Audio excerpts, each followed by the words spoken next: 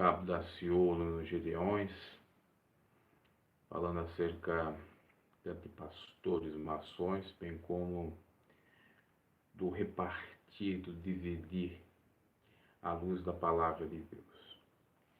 Primeiro caso dos pastores maçons, né? Você encontra uma passagem que dá exatamente embasamento para refutar uma de muitas essa possibilidade. 2 Coríntios 6, versículo 11, que diz o seguinte: Ó Coríntios, a nossa boca é aberta para vós, o nosso coração está dilatado. Estais estreitados em nós, mas estais estreitados nos vossos próprios afetos. Ora, em recompensa disso, falo como a filhos, dilatai-vos também vós. Não vos prendais a um jugo desigual com os infiéis, porque que sociedade tem a justiça com a injustiça, e como comunhão tem a luz com as trevas, e que concorde Cristo imperial, ou que em parte tem um fiel com o infiel, e que consenso tem o templo de Deus com os ídolos, porque vós sois o templo do Deus vivente, como Deus disse, neles habitarei e entre eles andarei, e eu serei o seu Deus e eles serão meu povo. Pelo que sai do meio deles e apartai-vos, diz o Senhor, e não toqueis nada imundo, e eu vos receberei, eu serei para vós pai, e vós sereis para mim filhos e filhas, diz o Senhor Todo-Poderoso. Ora, amados, pois que temos tais promessas, purifiquemo-nos de toda a imundícia da carne, do Espírito, aperfeiçoando a santidade no temor do Senhor. Foi até o capítulo 7, versículo 1, 2 Coríntios. Paulo aqui está exortando os coríntios, está exortando a igreja aos coríntios, que estava duvidando, estava cocheando em dois pensamentos, estava tutubiando, estava vacilando em cima do muro, ou querendo servir a dois senhores. E ele exorta dizendo que não há possibilidade, fazendo indiretamente a menção àquilo que Jesus disse acerca de Deus, Jeová, e do Deus matéria, Mamon, que se nós servirmos a ambos, nós iremos agradar e o outro desagradar, principalmente a Deus que não divide a sua glória com ninguém. Então não tem comunhão das trevas com a luz. E aqui nos versículos iniciais que lemos, Paulo está dizendo que muitos que estavam em Corinto estavam distantes da comunhão com a igreja. Porque, por exemplo, no versículo 2 diz: não estáis estreitados juntos em nós, mas está estreitado nos vossos próprios afetos, nos seus próprios desejos, deleites, na sua própria vontade. E a vontade da carne, ela difere da vontade do Espírito, porque nós devemos crucificar a carne. E o crucificar a carne implica, dentre outras coisas, conforme a gente pode perceber, quando Paulo fala aos Gálatas 5, 16 em diante, que fala ser dos frutos do Espírito e das obras da carne. E dentro das obras da carne nós temos lá a feitiçaria, que pode representar tudo quanto que se faz contrário à vontade de Deus, que pode significar toda a obra, todo o sacrifício realizado para outros deuses em nome de Deus. E aí que entra a maçonaria. O termo maçom quer dizer pedreiro. A maçonaria surgiu na França. Existem outras ramificações da maçonaria, inclusive que permite até mesmo mulheres, de alguma maneira, trabalhar.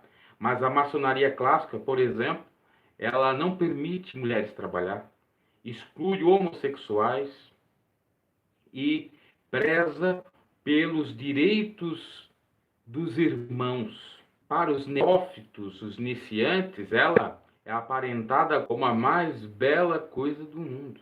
Ela é, inclusive, falada que não é uma religião, é uma filosofia.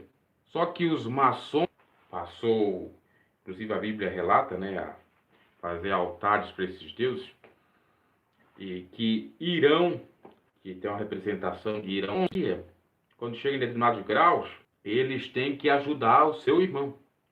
E independe se seu irmão é antiético, se seu irmão é, de fato, um acelerado, um bandido, se ele fez coisas erradas ou não. Eles, de acordo com os princípios da própria maçonaria das lojas, mesmo sendo seu irmão totalmente pervertido.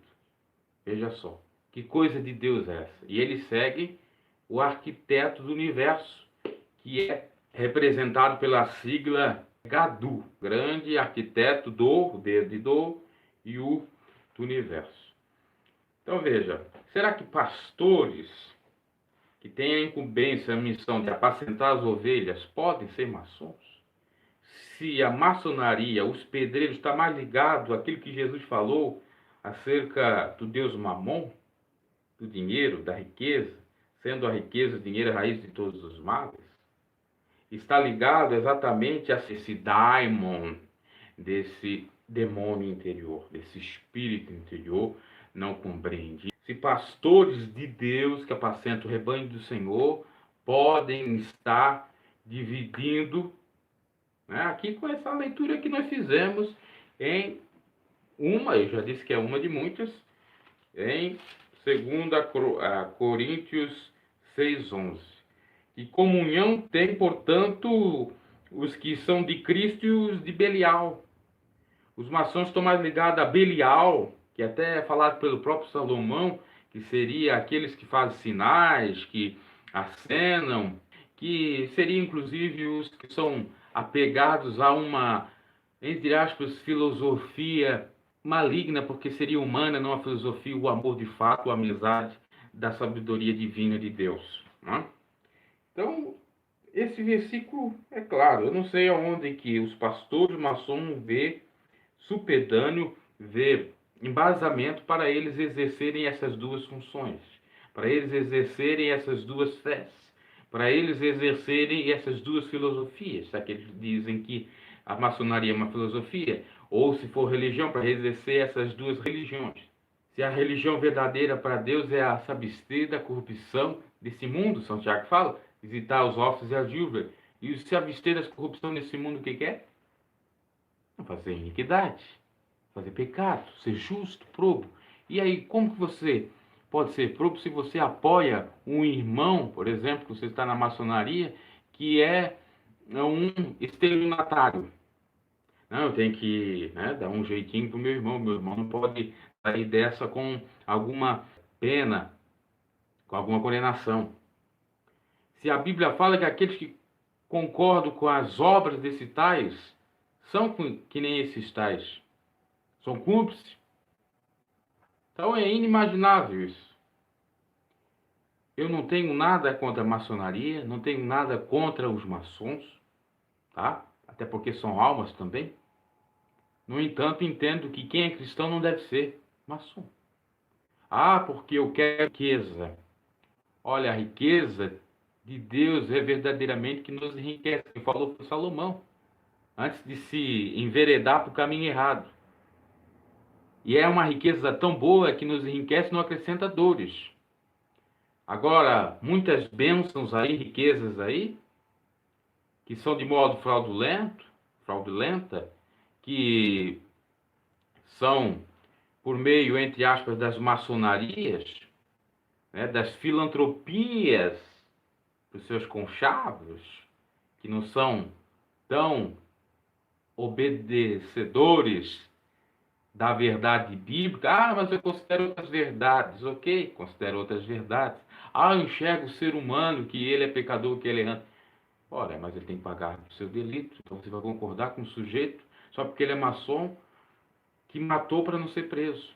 Onde você vê respaldo nisso em várias religiões que pregam Deus. Se você for para o Alcorão, você vai ver que lá quem mata tem que sofrer alguma pena. Os radicais, os extremistas, dos homens que são homens bombas, né, que interpretam o Alcorão de uma maneira totalmente equivocada, dizem que é de Deus matar, né, explodir, por exemplo, um restaurante onde está 40, 50 pessoas, porque vai levar essas pessoas para o céu junto. E é a missão dele. É uma interpretação equivocada. Bem como da Bíblia. A Bíblia se fala, mas Caim matou Abel. E Deus perdoou. Jogou uma marca para ele não ser morto. Um outro contexto. Mas, meus caros, você acha que Caim não sofreu? Caim andou que nem um vagabundo errante, fora, à parte do caminho, da vereda de Deus e da linhagem, da descendência dos filhos de Deus. Inclusive, muitos chegam a dizer que aqueles Nephilims, os grandes, gigantes, seres gigantes, poderiam ser da descendência de Caim. E a descendência pecaminosa, por conta de ser representação daquilo que é mal. E foi por meio de Caim o primeiro homicídio relatado, pelo menos na Bíblia. Então não tem como. Então o que o cabo Daciolo falou é uma verdade. Os maçons querem exercer a sua maçonaria, eu não sou contra a maçonaria, muito menos quero acabar com a maçonaria. Mas cada um no seu galho, cada macaco no seu galho. Não tem essa fusão. Não, mas eu sou cristão também e eu quero... Puxa vida. Jesus era maçom? Já tem indício da maçonaria em Salomão. Agora eu pergunto, Jesus era maçom? Embriões, para culminar na maçonaria, que saiu aí por volta da Idade Média, por volta do Iluminismo, quando teve o Iluminismo, a época em que houve o despertamento nas artes, em tudo. Pensamos nesse sentido. O sujeito que quer ser pastor, larga a maçonaria. O sujeito que quer ser pastor e não larga a maçonaria, fica na maçonaria. Porque não tem comunhão. Tem que haver transformação, mudança. Mas a maçonaria prega filantropia. Que filantropia?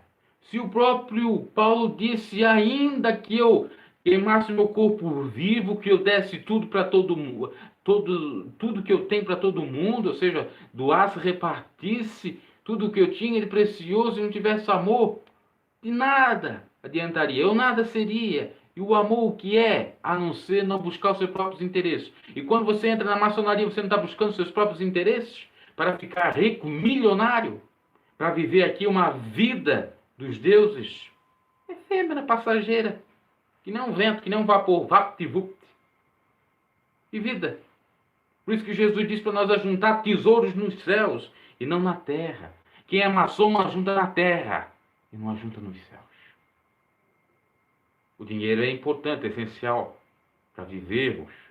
Não tem pecado algum em ter riqueza materiais, desde que essas riquezas não estejam tomando o primeiro lugar de Deus na sua vida, e desde que você não fique atribulado por conta dessa riqueza, que você seja uma pessoa apegada. Você tem que ser desapegado, porque Deus dá riqueza para nós repartirmos. Salomão disse, e vem o rico e vem o pobre, e ambos fez o Senhor. Deus fez o pobre, Deus fez o rico. Mas por quê? É uma aprovação. Para o rico, tendo, não se vangloriar, agradecer a Deus e ajudar o... Para o pobre, não ser um sujeito arrogante, um sujeito que pode até ser autossuficiente ou, inclusive, um sujeito que só fica reclamando. Agradeça a Deus por ter enviado alguém que pudesse lhe ajudar, para lhe servir. Então, é uma prova para ambos. Eu sei que é complicado, ninguém quer ficar a vida toda na pobreza, ou ter uma vida paupérrima. Mas a questão de riqueza, essa diferença vai ter. Só que não pode ocorrer é o rico, por conta do seu dinheiro, querer furtar, querer tirar o direito do pobre, tirar o direito da viúva, porque tem poder, porque tem fama, tem dinheiro. Bem como Deus não quer que o pobre se insurja contra os seus patrões, contra os seus empresários, quando eles estão de fato cumprindo aquilo que manda a lei, que é não escravizar, não subjugar os seus empregados, e é amar a eles no temor do Senhor, porque o apóstolo Paulo vai falar acerca disso exatamente, que o servo tem que considerar o seu senhor e o seu senhor o seu servo. E ambos, diante do Senhor, são iguais, não há diferença. A diferença que tem é aqui na terra. Mas tudo com respeito. Porque, do contrário, não funciona. Então está mais do que provado do que o cabo da Daciolo acabou falando, é uma verdade. Mas aí tem um outro porém, que no caso dos Gideões, acaba trazendo pessoas ou pastores maçons da mesma forma, porque tem um poder político, né? E aí existem pastores ou não pastores, políticos maçons em cima do púlpito, ministrando. Penso eu que deveria haver uma diferença, porque o púlpito sagrado, ou o lugar da ministração, tem que ser a palavra de Deus, e tem que ser por homem de Deus e mulher de Deus, pastor, pregador, e não por um político. Poderia fazer um evento político, sim, falando de Deus, mas não um culto. Uma coisa complicada também. Não sou contra a política, muito menos os políticos que têm vontade de fazer uma política limpa e de melhorar o Brasil e melhorar a nação, fazendo justiça para os pobres, diminuindo as desigualdades sociais.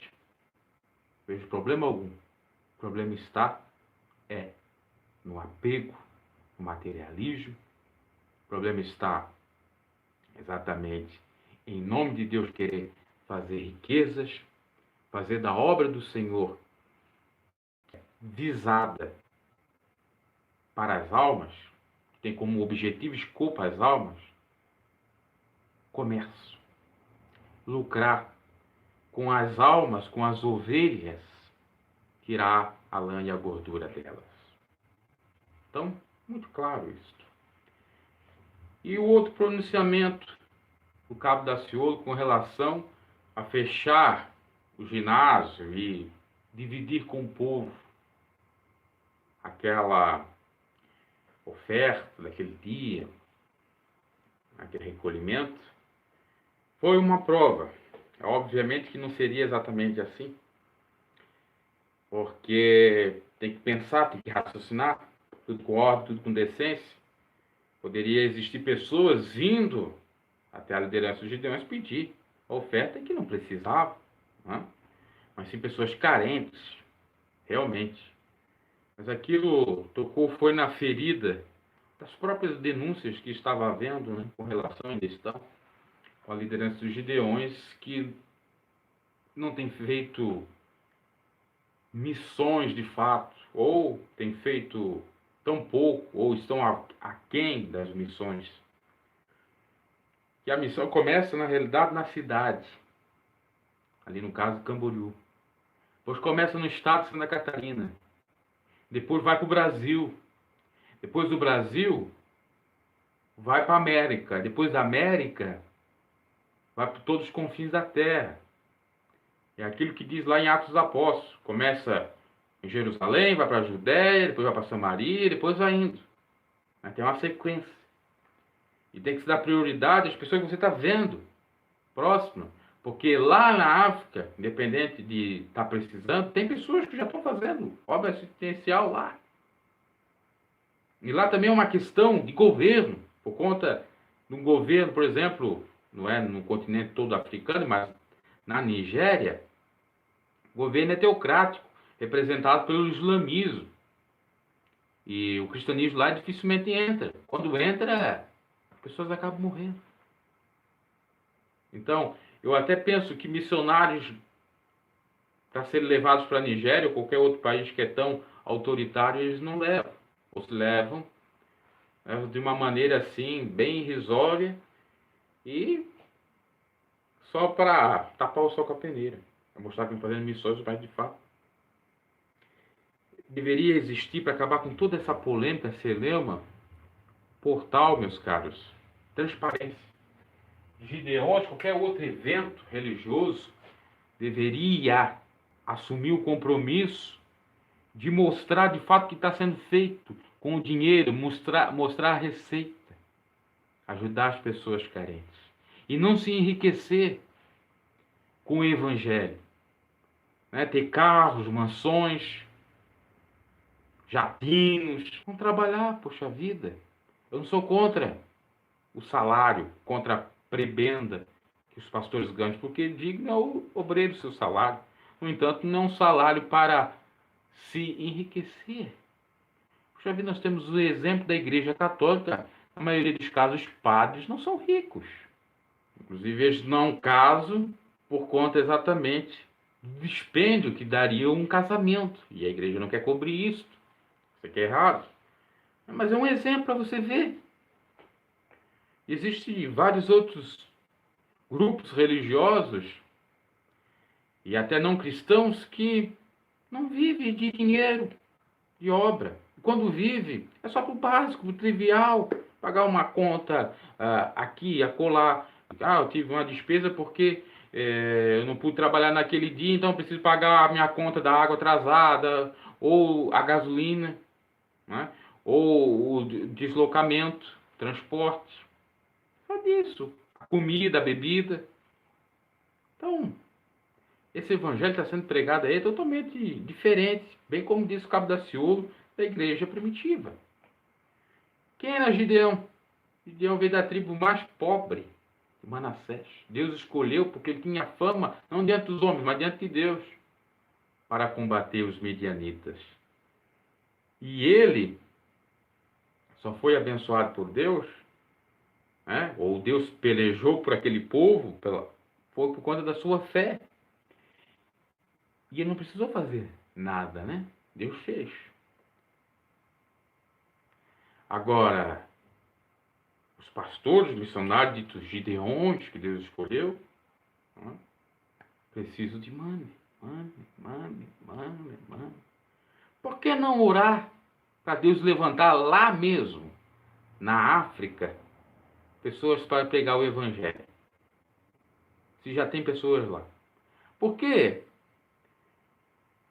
não participar, por exemplo, de grupos que prestam assistencialismo na África, no Brasil, inclusive, tem ONGs e tal. Existem várias maneiras. O problema é você dar crédito à mensagem que é como uma isca para pegar o peixe. Dizer, obras, missões, você do ano está fazendo trabalho evangelístico, obra missionária, você está ganhando alma, e quem ganha alma sabe o é, e aquele que consegue ganhar uma alma é tão preciosa para o Senhor, que ela vale mais do que um homem perdido, e ela encobre milhões de pecados. Então você está alcançando salvação com o seu dinheiro. Meus caros, indiretamente você nem está vendo o que está sendo feito. Indiretamente você está fazendo o quê? A mesma coisa que os católicos faziam na Idade Média, pagando dinheiro para ter lá no céu a vida eterna. Indulgência indireta, tácita. Não é clara. Se você parar para analisar, é isto. Por quê? Se desvia a finalidade. A obra não é feita como se convém fazer, ou como é certo para se fazer. Segundo, não é com dinheiro que você vai alcançar almas. Você alcança almas com um testemunho de cristão para pessoas que estão perto de você. O que adianta? Eu ganhei alma lá na África porque eu mandei dinheiro para lá. Para missionários ganhar. Oh, aleluia. Oh, glória. Maravilha. Só que na sua parentela tem pessoas passando fome e você não ajuda. E lá estão falando mal de ti porque você está dando mau testemunho. Você tem vizinhos que estão necessitados, que você pode ajudar, você não ajuda. E até mesmo para a obra, você nem podendo ajudar, você faz as triplas coração para ajudar. Então, que incongruência é essa? Que evangelho é esse? Jesus disse para os apóstolos, primeiro em Jerusalém, depois em Judéia. Quer dizer, primeiro num local cristão, depois vai indo. Você tem que dar prioridade aos seus. Porque quem não dá prioridade aos seus é pior que o infiel. Eu penso nesse sentido. Eu sei que foi uma audácia muito grande do Daciolo dizer para naquele dia dar o dinheiro. Né? E um segundo ponto, tinha que examinar quem precisava, de fato, né? Porque senão qualquer um poderia pegar. Mas aquilo mostrou uma coisa muito clara acerca dos gideões, dos líderes, de quem são eles. Inclusive, Joel vai dizer assim: não, eu vou fazer aquilo que Deus quer.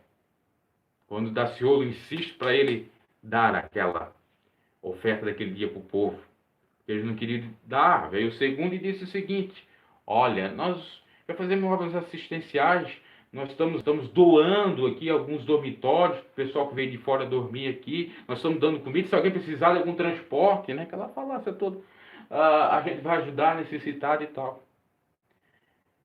Não teria nenhum problema se aquilo de fato estava sendo falado era verdade.